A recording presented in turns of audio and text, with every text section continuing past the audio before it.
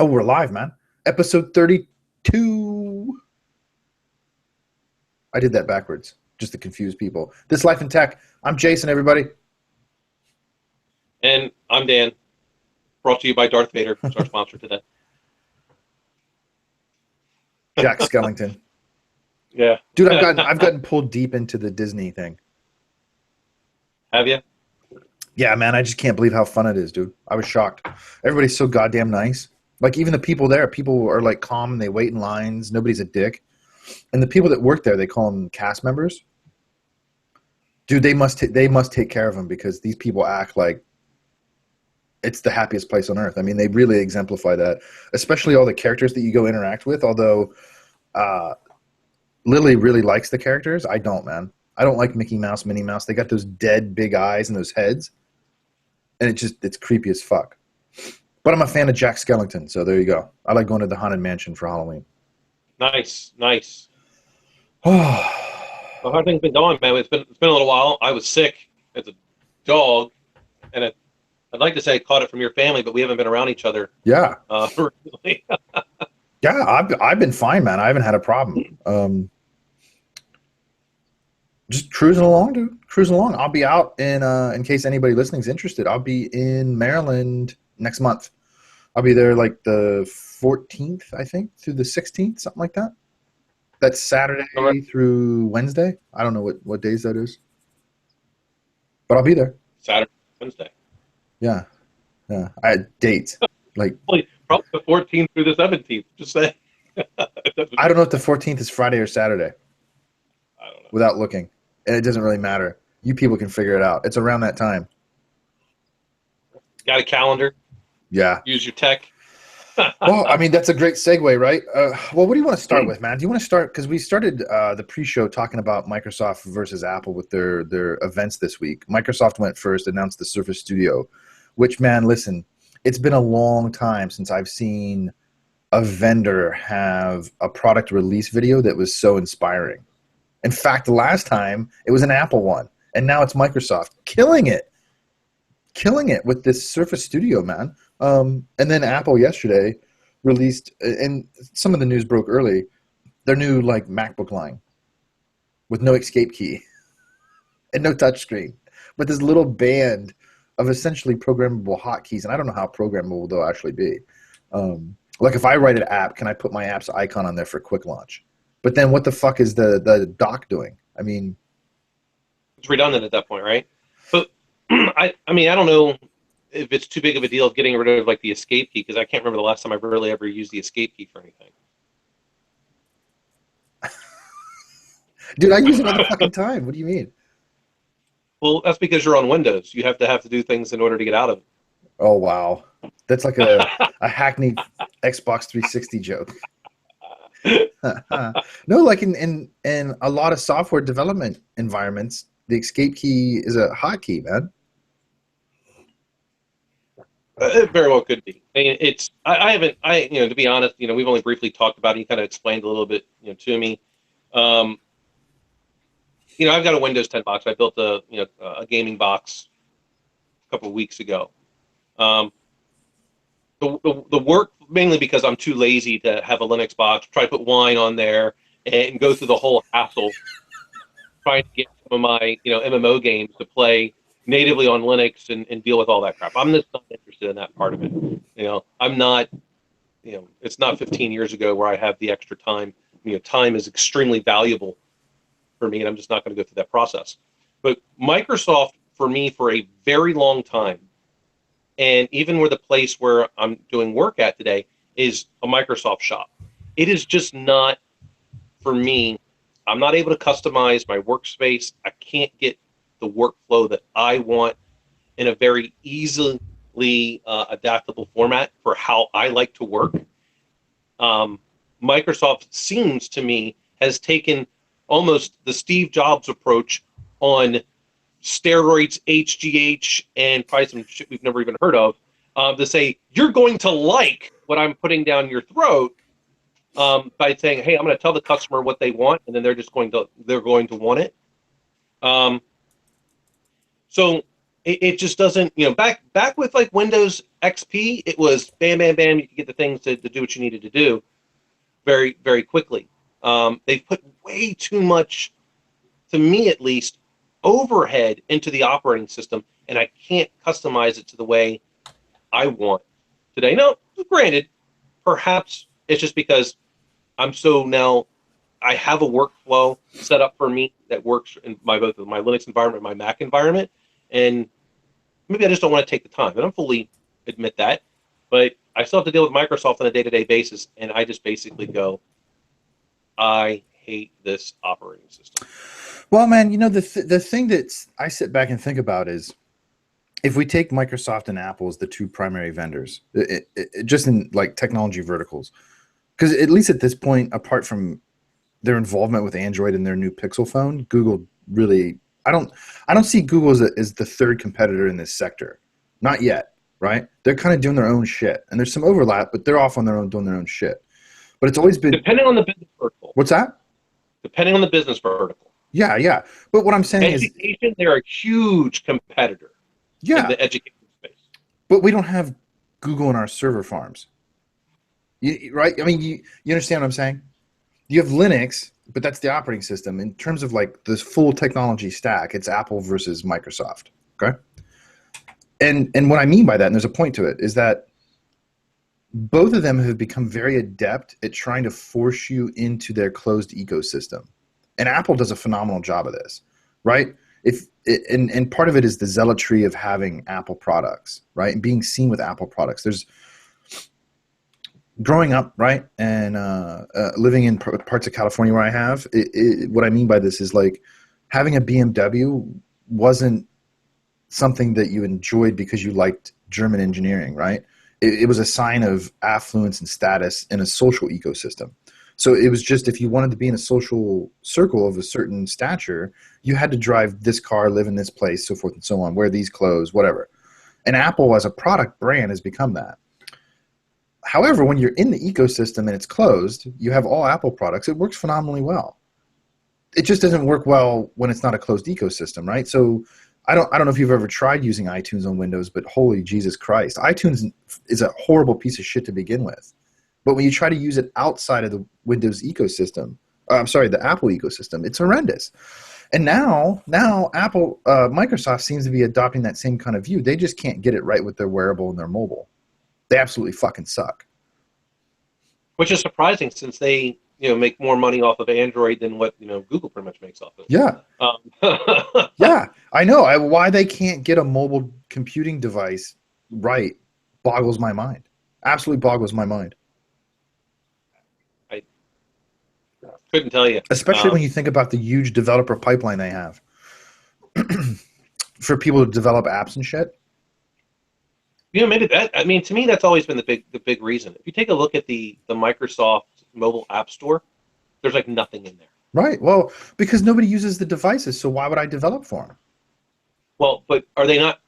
This was the big dilemma back, several years ago. The reason why Apple dominated the mobile space, and in large ways still do. You could make an argument that Android's got more, but it's so fragmented. And when you have business on top of that, business is primarily Apple at this point. Apple started off the right way. They went out and got a bunch of people to just develop a megaton worth of apps first, and then they launched the phone, and it already had this huge ecosystem there. Mm-hmm. Microsoft has enough money; they could just go develop apps, people. Put them in there. Yeah. Because without those apps, no one's going to buy the device. No. I think Apple strategically, I'm guessing, right? But looking at their history and trends, it seems like they've tried to rely on the fact that the technology is the same between desktop and mobile for them. I mean, it's Visual Studio if you're a developer with C#, more than likely C# or maybe VB.NET. Well, it's the same technology stack, and you can develop one app and it works supposedly on all their platforms. And I think they've counted on people just being like, well, shit, I already know how to do it, I'll do it. Instead of like you're saying, which is what Apple and Google have done traditionally, is look, here, develop all this stuff. That way we have this giant prepackaged system that you can access, right? And I think as a buyer, as a consumer or a buyer, that makes you feel like you're getting more value for your dollar, right? You're not just buying a device; you're buying access to a giant platform of cool shit. Mm-hmm. Which brings me to my next topic, man. Leadership in tech. I was thinking about leadership the last couple of weeks and how to lead, how to be led, because I think you have to do both at the same time. And if I had to distill shit down to 3 tips that I would give somebody, what would those tips be? That's kind of what I've been thinking about. Yeah, you and I talk about this a lot, and I'm about ready to have a strategic meeting for next year. And so what I did first, not having been at this place for very long, is I sent out a survey to everyone that reports up to me. And, and the survey was more of, hey, I want you to tell me every single technology problem we have in the department. Right. And then I'm going to categorize them. Yeah. And bring it back. But this is one of the things I was explaining to some of the people. Let's say you got 4 people on a team. And so that means you've got roughly 160 man hours a week. Mm-hmm. Because the other part, which I haven't correlated this yet, is break down to me what you do on a daily basis, a weekly, a monthly, a quarterly, annually type of things. Your tasks. Like, what things do you know you have to do? And for the most part, it makes up that where you take a look at the tasks, 50% of their work is on day-to-day tasks. So that 160 man hours means it's 80 man hours is on day-to-day tasks. So if we can automate 10% of the day-to-day tasks, that's 1 man day a week I get back a year. Right. That's 52 man days a year to focus on how can I get that 10% to 15 to 20 to 30 to where we can start focusing our human brains on the really complex solutions that are required in order to move an organization to the next step. Well, in particular, man, where those day-to-day things are repetitive, for sure. Right. And so the leadership aspect here is I'm trying to get them to think more on a macro level than a micro level. They're so used to focusing on how to keep things close to the vest, job security, and they want to complain about problems rather than look at these as an opportunity to solve something and to become a leader. And a lot of tech people they don't know how to be a leader. They don't, because they don't work well with people in general. It's hard for them to do so because they're used to keeping their workspace.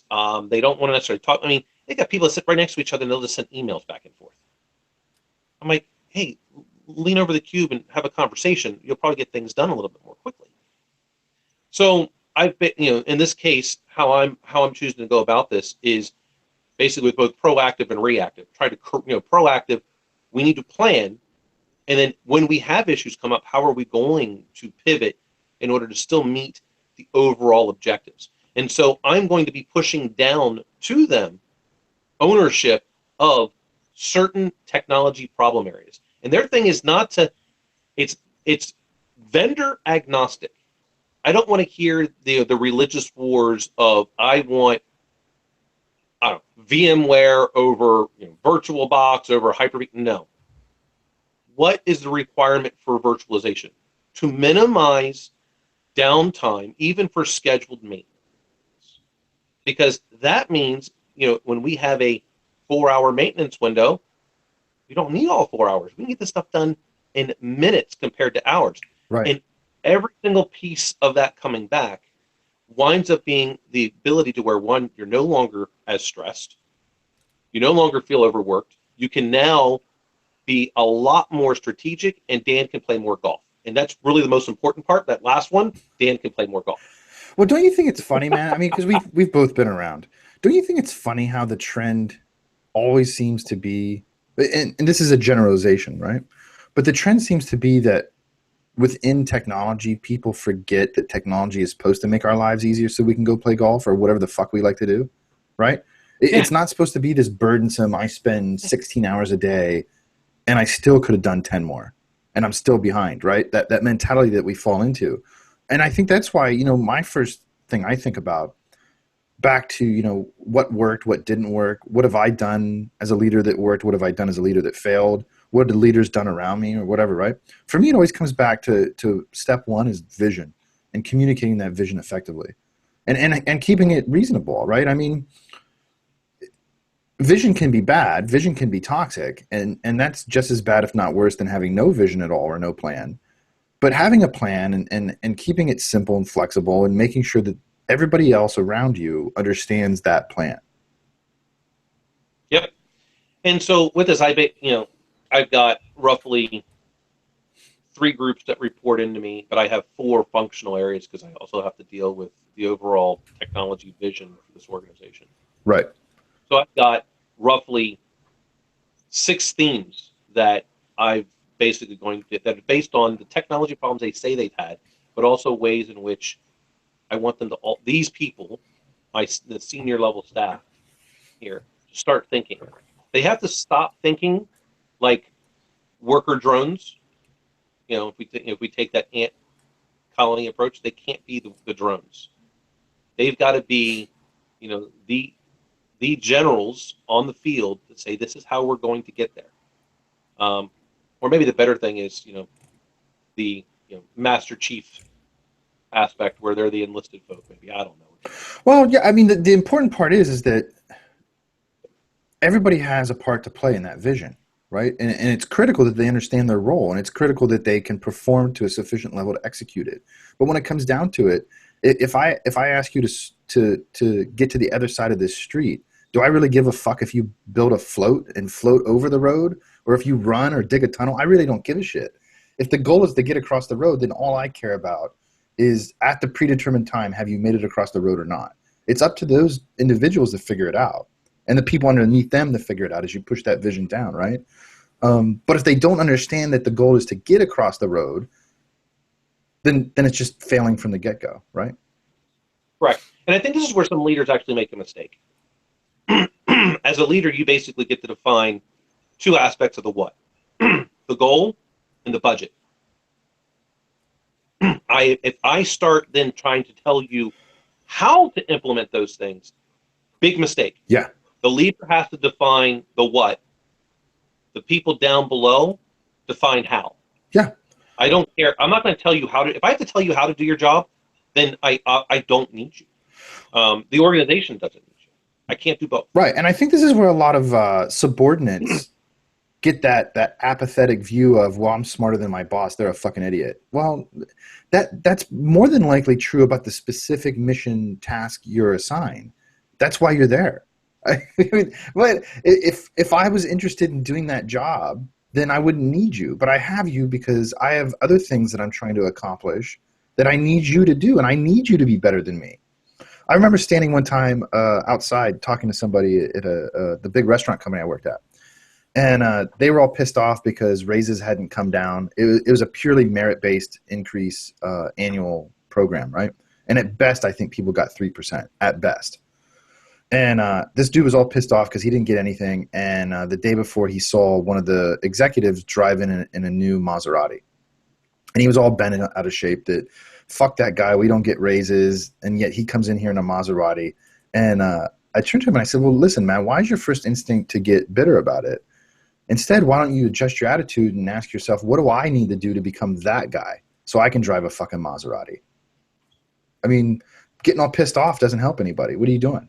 Maybe you don't understand the mission. Maybe you didn't ask questions. Maybe you don't understand your role to play. And if you did, right, you could ratchet up and get more responsibility and one day drive a Maserati too, if that's what you want. If that's what your end state is. I mean, I don't know why you would drive Italian, drive German, but, somebody has to buy those cars. What? I prefer Japanese.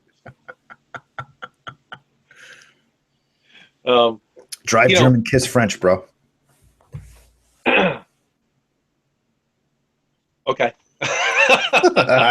Right, but when everybody understands the mission, it just moves forward. And that's kind of my second tip is nobody should feel weird about asking questions, and nobody should feel awkward about approaching, especially subordinate leader roles, right? Crossing that. What I think the second tip is for leaders specifically is to make sure you're noticed every day. I had had a conversation with somebody that was kind of a well-known leadership type life coach person, and one of their pieces of advice was to make sure you went around and talked to all your subordinates every day and asked them questions and stuff. And since then, I've always kind of sat back and observed where I've been and whether or not the let's say the program or the mission was going well, and how that related to how leaders came out and interacted with subordinates. And inevitably, man, what I've noticed over time, and I think other people do too, I'm curious if you have, is that environments that produce on time, produce quality, and actually survive and move forward have a lot of interaction between leaders and followers. The places that don't, the leaders isolate themselves away, and the followers get apathetic and hate them for driving high-end cars. You know what I mean? Well, it's very true. I make it a point every day to go around and talk to just about everyone in my organization, or at least to be seen. Even if I can't have a conversation, I'll walk by, say hi to a bunch of them, and I make it very casual, and I'll do that sometimes a couple times a day, just so they know that I'm there. Right. Because my team is split between two different buildings, so in some of these cases, I'm in building A, they're in building B. And it's a pretty even split just because of the types of groups that they are. But I make it a point to be seen. I make it a point to be available. Right. Right. And this is probably, and I know some of my pitfalls. Like one of them, I absolutely hate nitpicking of things. I had one of the senior guys basically want to have a meeting with 5 people for 30 minutes because they had permission from an Active Directory standpoint to be able to have rewrite access to a folder. Oh man! On the other hand, though, dude, don't you hate that project manager? And it's always the PMs that have this, man, especially the non-tech PMs, where you're trying to have a conversation, you're trying to ask questions so you better understand a vision or a mission objective, and they cut you off because of the time. Oh, we should have a separate meeting about this. No, motherfucker, I'm in this meeting to learn, right? Why do you do that? And right, there's this little fine Goldilocks zone of what is enough communication to be effective. Yep. So in this scenario, to give that this nitpicking thing, so roughly 4 or 5 people, 30 minutes. That's 3.5 hours worth of basically time going away, right? Right. But I'm going, you're worried about them making a change to a document. Why don't you just put that in SharePoint and have document management? Or if SharePoint's not where you want it to be, why don't you password protect your file for changes? Right. You can control it, but it's easier for people to complain. And the part that gets me is that, I've got in this survey 171 problems that were identified. That's a lot of problems. That's a no one listens to any of those things. Over permissive folder permission. Yeah. I'm going, you're worried about this rather than the aspect of how you're going to get back 1 man day per week from the team. Right. Right. That's the part that they're, and a lot of this has to do, I think, with, again, it's difficult to strategize.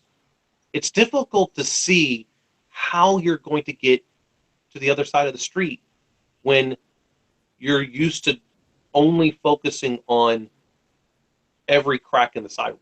Right. If you're focused on every crack in the sidewalk, you're never getting across the street. Well, I mean, I think it's not debatable to claim that leaders need followers and followers need leaders. I mean, that's why it is a team. And it's interesting, man, because, it makes me think of our last experience together.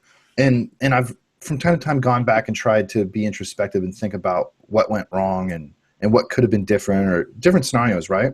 And it's interesting because I think the communication was always really good, especially from senior leaders down. But where things broke down is in my next step, and you and I share this philosophy, the whole philosophy of hire slow, fire fast. there was some cancerous people that weren't dealt with, and it just completely wrecked it. Completely, absolutely wrecked it.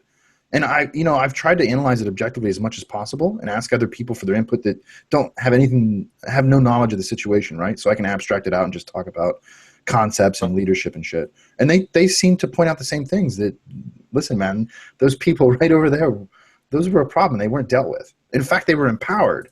And that actually drove morale down. It's probably the best way to put it. And part of that, and I think a lot of leaders have to really pay strong attention to this aspect of that hire slow, fire quickly, is that it is much better to have people that are a cultural match with the vision of the organization, that may not be a complete match technology-wise, because you can always train them if they're willing to learn, than it is to have someone that's 100% perfect at their job and everyone hates you. Yeah. Yeah. Well, it goes back. Did you watch the movie Moneyball? Yeah. I hadn't read the book, and I really didn't know anything about that. But I watched the movie, and I was aware of sabermetrics and shit like that because I was looking at statistics for esports, and that's how I kind of stumbled on the whole thing. Man, yeah. and it, like, when you break it down and keep it really simple, that completely fucking makes sense. If you're playing baseball and your objective is to win the World Series, or even just an individual game, how do you win baseball? You have more runs than the other team. That's it. Yep. There's no magic to it, man. You have to have just one more than the other guy. That's it. So that's how they looked at it. And, that's where I think you're spot on, is that it's going back to the vision. What is our overall objective for, let's say, the next 12, 18 months, right? Year and a half. Where are we trying to get? Okay. How do you get there? Here's let's say the top 3-4 steps, right? And you just keep ratcheting that down. And as you're ratcheting that plan down, I think that's where, as a leader, you start pushing the responsibility down, the ownership down, right? And I think back to our last experience, and that I can't come away from it another way, where, I think the leadership overall was good. I think there was some strategic mistakes with a few people, but they got dealt with. And those things got corrected. And I had the perception that it was on a good course. And then, instead of suppressing and getting rid of cancer, the cancer was actually fed. I mean, it was directly fed and allowed to grow even stronger. And it was done out of fear. Yeah, that's interesting, right?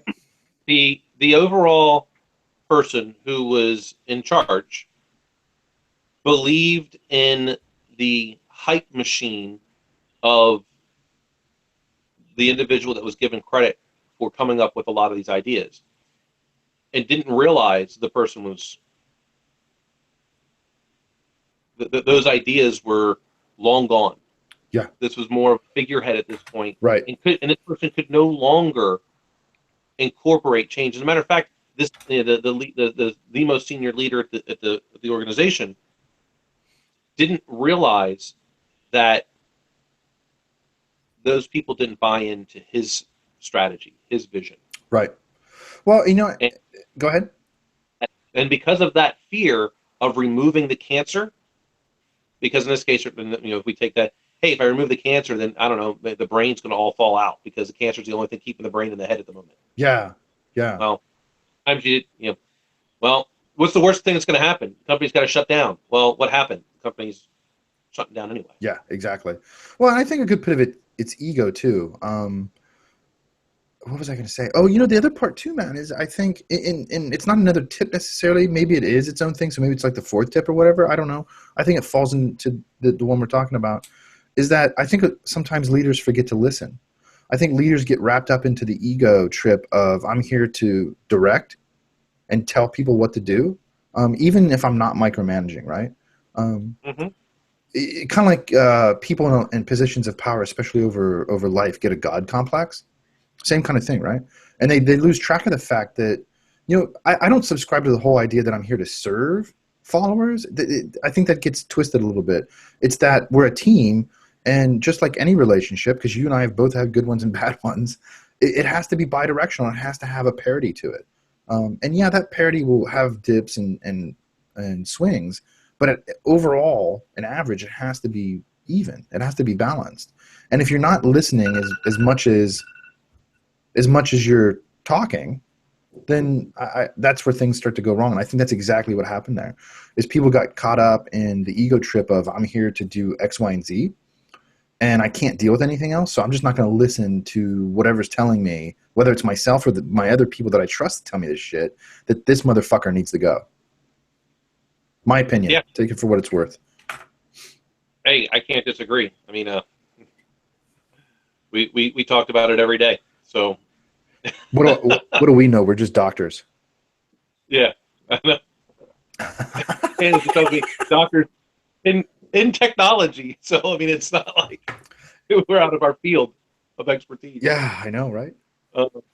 Yeah, and that's the part when you talk about being a somewhat symbiotic relationship. I always look at it as this, as a leader, it's my job to help you to reach your fullest potential, but it's your job to remove your obstacles. Yeah. And I don't know, if you don't tell me what your obstacles are that need to be removed, then I can't help you to reach your potential. Right. Because you can't articulate your obstacle. It's got to be symbiotic. And that's where a lot of times I say I work for my team, but that's because I'm there to go deal with the bullshit of other organizations inside, the many organizations, the politics, the budgeting, the more of the politics side of the house, yeah, which is getting buy-in to the technology vision from the other business units within. Yeah, I think that's well said, man. I mean, I like the symbiotic idea. I think that's really descriptive of it. And I don't have a problem saying that I work for, or you know what I mean? But the whole 90s, early 2000s idea of we're here to serve, it gets twisted because I think people start to feel entitled.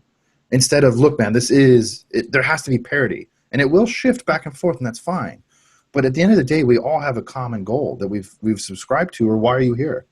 I mean, if you don't want to be on board with that, that's fine. Let's find you another place where you can be successful. But right, and it's difficult. It's I mean, I guess if it was easy, then everyone would just go, work for a great company like Apple.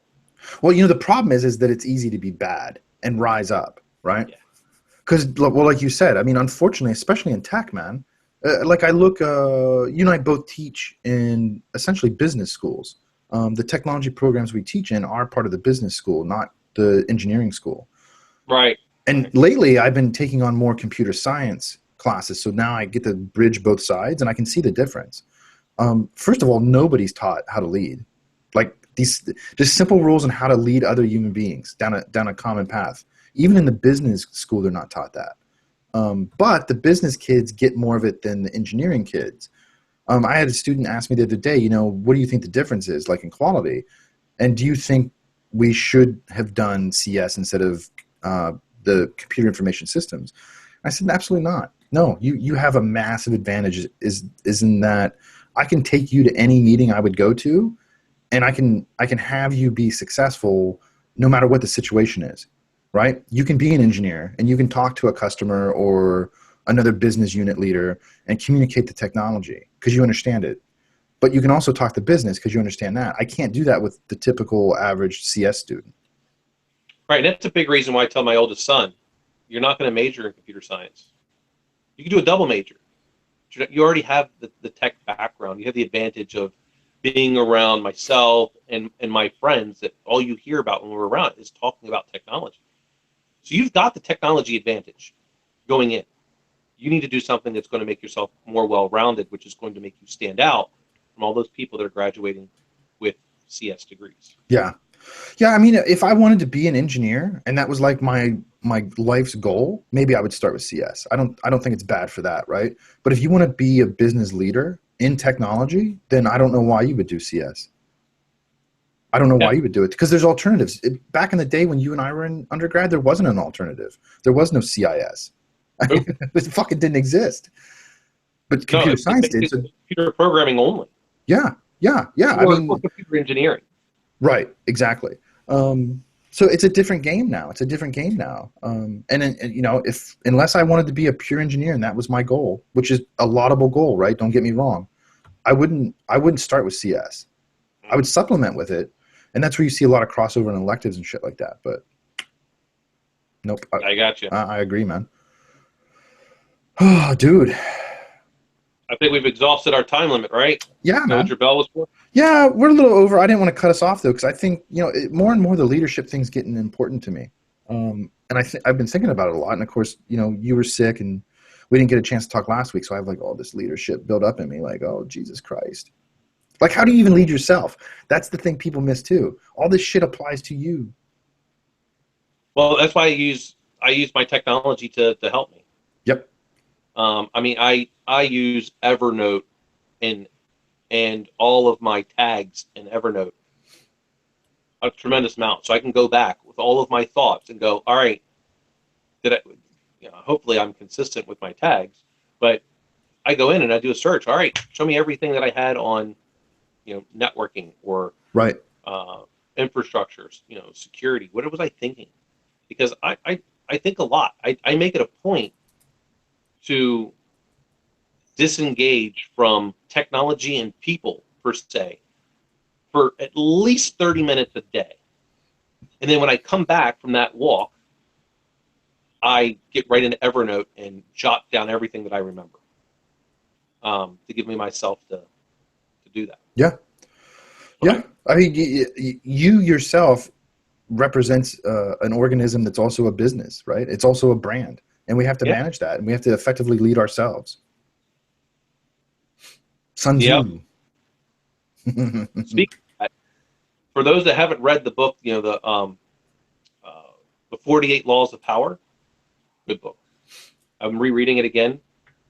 It's very interesting.